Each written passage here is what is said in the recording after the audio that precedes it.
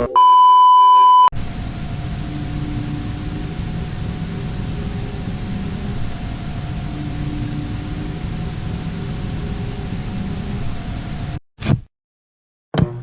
don't know who else to tell, or what I even expect to happen by posting this.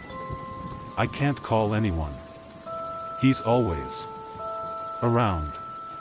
I'm writing this on my phone, huddled in my closet, hoping the sound of the old house settling will cover the frantic tapping of my thumbs.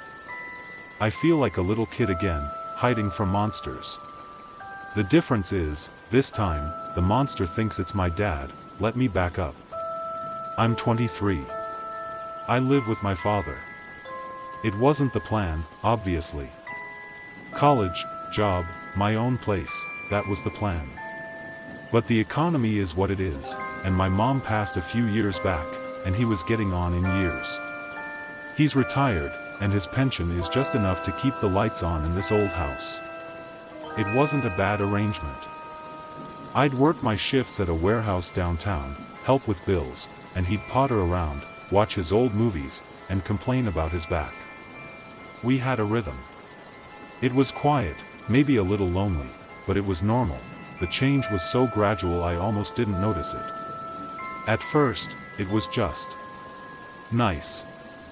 My dad, who for the last 5 years had mostly treated the armchair in front of the TV as a natural extension of his body, started moving again. He was always a big guy, a former mechanic, and age had settled on him like a thick layer of dust. But suddenly, the dust was gone. It started about a month ago.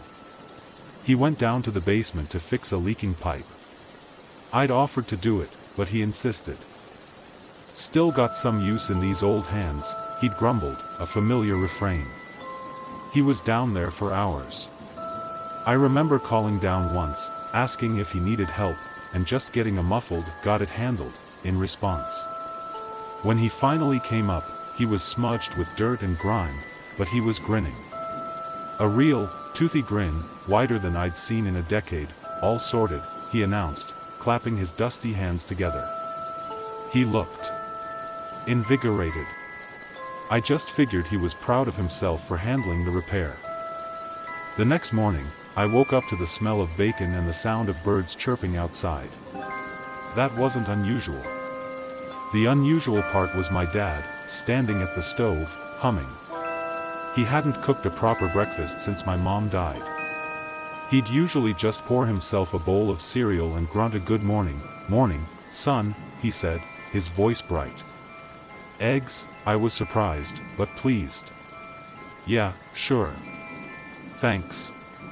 You're in a good mood, feeling spry," he said, flipping the eggs with a flourish that almost sent one to the floor. "Decided I've been sitting around too long. Life's for living, right?" That week, he was a whirlwind of activity. He mowed the lawn, which I usually had to nag him about for days. He cleaned the gutters. He even started oiling the hinges on the doors so they wouldn't creak. I was thrilled. I thought maybe he'd finally pulled himself out of the long, quiet grief he'd been swimming in. I thought I was getting my old dad back. The first hint that something was wrong came a week later. I was getting ready to go out with some friends. It was a Friday night, the first I'd had off in a while. I was putting on my jacket when he came into the living room, wringing his hands. "You're going out?" he asked. His voice had lost its cheerful edge. It was tight, yeah, just for a few hours. Grabbing a beer with a couple of guys from work, he winced and put a hand on his chest. "Oh. It's just. I'm feeling a bit funny. My chest is tight. Probably just indigestion, but..." "You know," I stopped, my keys halfway to my pocket. His face was pale. I felt a surge of guilt. "Are you okay? Should I call someone?" No, nothing like that," he said quickly, waving a dismissive hand. "I'm sure it'll pass. I wouldn't want to be here alone if it gets worse." The next time I tried to leave, a few days later, it was his back. He claimed it had seized up so badly he couldn't get off the sofa to get a glass of water. I spent the evening fetching things for him, rubbing his shoulders, and listening to him groan. The moment my friend called to ask where I was and I said I couldn't make it, he suddenly felt a little bit better, and managed to get up to use the bathroom on his own. It became a pattern. Every single time I made a plan to leave the house, for any reason other than my work shifts, he would develop some sudden, debilitating ailment. A migraine. Dizziness. A stomach bug. It was so transparently manipulative that I got angry. We had a fight about it. "I can't be your prisoner," I yelled one afternoon after he'd faked a coughing fit to stop me from going to the grocery store. "I need to have a life." His face crumpled. Not with anger, but with a deep, profound sadness that completely disarmed me. "I just need you here," he whispered. "Is that so much to ask?" "I get lonely." What could I say to that? I felt like the world's biggest jerk. I stayed home. Again, but the active, energetic Dad was still there. In between his sudden episodes, he was a dynamo. He repainted the porch. He fixed the wobbly fence in the backyard. He was up at dawn, gardening with a fervor I'd never seen. He was stronger, faster.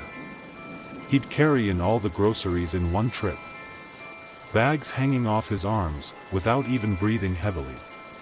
My dad, who used to get winded walking up the stairs. It was a contradiction I couldn't reconcile. The real fear, the kind that crawls up your spine and lives in the back of your throat, started with the sun. We were in the backyard. He'd been weeding the flower beds my mom had planted years ago, and I was sitting on the steps, scrolling through my phone. It was a bright, cloudless afternoon. The sun was beating down, casting long, sharp shadows across the lawn. I noticed my own shadow, a dark, stretched-out silhouette of a man slouched over a phone. I looked at him, on his knees in the dirt, and I saw the shadow of the rose bush, the shadow of the fence, the shadow of the bird bath. But not his. He was a solid figure in the blazing sunlight, but the ground around him was unbroken, pure bright green. There was no shadow. I blinked. I rubbed my eyes. It had to be a trick of the light, an optical illusion. I looked away, then looked back. Still nothing. A perfect, shadowless man in a world full of shadows. A cold knot formed in my stomach. "Hey, Dad," I said, my voice sounding thin and strange to my own ears. "Can you give me a hand with this?" I pointed to a heavy terracotta pot on the other side of the patio, a spot in direct, unforgiving sunlight. He looked up, and for a second, I saw something in his eyes. A flicker of panic.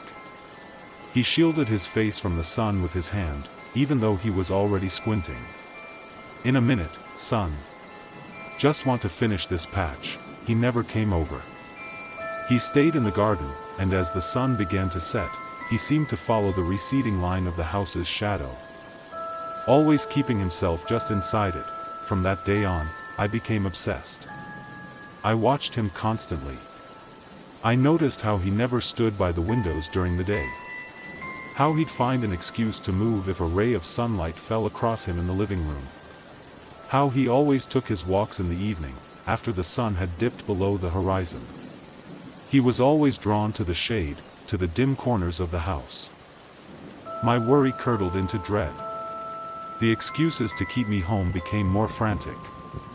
Last week, he unplugged my car battery and then feigned ignorance. A couple of days ago, I woke up to find he'd accidentally locked the front door and lost the key, trapping us both inside until he miraculously found it that evening. I tried talking to him. I sat him down in the dim light of the living room 2 nights ago. "Dad, we need to talk," I started, my heart pounding. "You're not acting like yourself. You're different. And you're keeping me here. I'm worried about you." He just stared at me, his face a calm, placid mask. The energetic, smiling man was gone, replaced by something still and watchful. "I'm fine, son. Never been better. And I'm not keeping you here. I just like having you around." A father can't like having his son around. "It's more than that," I insisted, my voice trembling. "Ever since you went down to the basement to fix that pipe. You've been different. Something happened down there, didn't it?" His face didn't change, but his eyes hardened. It was like watching shutters close over a window. "Don't be ridiculous. I fixed a pipe. That's all. Now drop it." The finality in his tone was absolute. There was no arguing. The conversation was over. That was when I knew. I knew with a certainty that made me feel sick to my stomach. The truth of what had happened was in the basement. I waited until last night. I pretended to go to sleep at my usual time, lying in bed with my eyes wide open, listening to the sounds of the house. I heard him moving around downstairs, the soft, almost silent footsteps that were another new development. My old dad used to stomp around like an elephant. I heard him check the lock on the front door. Then the back. I heard him walk past my bedroom door, pausing for a long moment, and I held my breath, my entire body rigid with fear. Then the footsteps receded, and I heard his own bedroom door click shut. I waited for what felt like an eternity, counting the seconds, listening to the old house groan and creak around me. Finally, when I was sure he was asleep, I slipped out of bed. I didn't turn on any lights. I crept down the stairs, my every step a calculated risk. The basement door was at the end of the hall. It was always cold around it. I turned the old brass knob, cringing at the loud click of the latch. I pulled it open and was hit by a wave of cold, damp air that smelled of wet earth and something metallic and vaguely sweet. The smell of decay. My phone was my only light. I switched on the flashlight, the beam cutting a nervous, trembling path down the rickety wooden stairs. I went down, one step at a time, my ears straining for any sound from upstairs. The basement was as I remembered it. Concrete floor, stone walls, junk piled in every corner. Old furniture under white sheets like sleeping ghosts, boxes of my mom's things, my old toys. The air was thick and heavy. I pointed my light toward the back wall, where the main water line came into the house.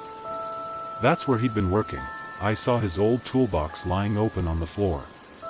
A pipe wrench was next to it. And the section of copper pipe he'd been working on looked new, clean. He had fixed it. But my eyes were drawn to the floor next to it. Most of the basement floor was concrete, but in this back corner, it was just packed earth. And a large patch of it, maybe 6 feet long and 3 feet wide, was different from the rest. The dirt was darker, looser. It wasn't packed down from decades of existence. It was disturbed, fresh. I stood there for a long moment, the beam of my phone shaking in my hand. My mind was screaming at me to run. To get out of the house, out of the town, to never look back. But I couldn't. I had to know. I found an old garden trowel and a bucket of rusty tools. I knelt down. The earth was soft, just as I'd thought. It gave way easily. I started digging. My breath came in ragged, panicked gasps. The only sounds were the scrape of the trowel against an occasional rock and my own frantic heartbeat pounding in my ears. The smell of damp earth was overwhelming, but underneath it, that other smell was getting stronger. It wasn't a deep hole. Maybe a foot down, my trowel hit something soft. Not a rock. I recoiled, dropping the tool. My hands were shaking so badly I could barely hold my phone steady. I forced myself to reach into the loose soil. I closed my eyes and my fingers brushed against fabric. Denim. The worn, familiar texture of my father's work jeans. I scrambled back, gasping for air, but I knew I had to see. I had to be sure. With tears streaming down my face, I used my hands, clawing at the dirt, pulling it away. First, a leg. Then a torso, wearing his favorite faded flannel shirt. And then the face. It was him. My dad. His eyes were closed, his mouth slightly open. His skin was pale and waxy, and there was a dark, ugly gash on the side of his head, matted with dried blood and dirt. He looked peaceful, in a horrible, final way. He looked like he'd fallen from the stairs, hit his head, and it had all been over in an instant. I stared at his face, the real face of my father, and a sound escaped my throat, a strangled sob of pure horror and grief. He was gone. He'd been gone for a month, lying here in a shallow, unmarked grave, while I'd been living with creak, the sound came from the top of the stairs. It was a single, soft footstep on the old wood. Slowly, I turned my head. My phone's light followed my gaze, traveling up the dark, rickety staircase, and he was there. He was standing at the top of the stairs, a dark silhouette against the faint light of the hallway. He was just watching me. I couldn't see his face, but I could feel his eyes. I was frozen, kneeling in the dirt next to my father's corpse, a cornered animal. He took another step down. Then another. He moved with a quiet, fluid grace that my real father had never possessed. The flashlight beam caught his face as he neared the bottom of the stairs. He was wearing my father's pajamas. He had my father's tired, wrinkled eyes. He had my father's graying hair, and he was smiling. It wasn't a malicious smile. It wasn't a triumphant one. It was sad. Infinitely sad. A smile full of a pity that was more terrifying than any rage. "I knew you'd find your way down here eventually," he said. His voice was my father's voice, but without the gravelly, smoke-worn edge. It was smoother. Calmer. "I'm sorry you had to see this." I couldn't speak. I could only stare. My mind a screaming void. I scrambled backward, away from him, away from the body, until my back hit the cold stone wall. He stopped a few feet away from the shallow grave, looking down at the body with that same mournful expression. "It was an accident," he said softly. "The second to last step. It's rotten." He was carrying the heavy wrench, his balance was off. He fell. He hit his head on the concrete floor right there. It was quick. He didn't suffer. He looked at me, his eyes full of a strange, deep empathy. His last thought. "It was for you." He was worried about you. Worried you'd be all alone. My voice finally came back, a raw, terrified whisper. "What? What are you?" He tilted his head. A gesture that was so familiar, yet so utterly alien. "I'm him," he said. "And I'm not. You know how every person casts a shadow? A darker, simpler version of themselves that follows them through the light? Think of me as the other shadow. The one that lives on the other side of the veil. We watch. We exist in the shape of our double. We feel what they feel. Their joys, their sorrows. Their love." He took a step closer, and I flinched. He stopped. "That last thought," he continued, his voice barely more than a murmur. "The love he had for you, his fear of leaving you alone. It was so powerful. A life cut short, with so much left to give. It created a space. And it pulled me through. I am his love, his duty, his need to take care of you, given form." He gestured around the basement. "I finished his work. I fixed the pipe. I buried him, so you wouldn't have to. I've been fixing the house. I've been making sure you're safe. I've been trying to be a good father." The words were insane, but in the cold, damp air of that tomb, they felt horribly, undeniably real. "My dad is dead," I choked out, tears blurring my vision. "Yes." The thing in his skin said, and the sadness in its voice felt genuine. "He is. And I am so sorry for your loss. But I am here now." It took another step, and another, until it was standing right over me. It knelt down, so we were at eye level. Its face was inches from mine. I could see every line, every pore of the face I had known my whole life, animated by something I couldn't possibly comprehend. "He loved you more than anything," it whispered, its breath cold. "And so do I. I will never leave you. I will take care of you. We can be a family. Just like he wanted. Forever, and that's where I am now. He let me go upstairs. He walked behind me the whole way. He's in the living room, watching the television as if nothing happened, as if my real father isn't lying in the dirt downstairs.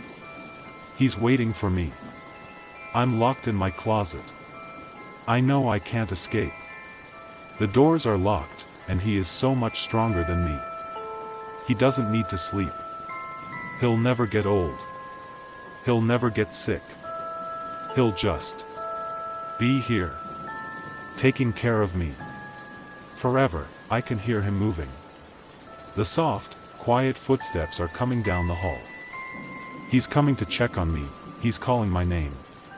It sounds just like my dad.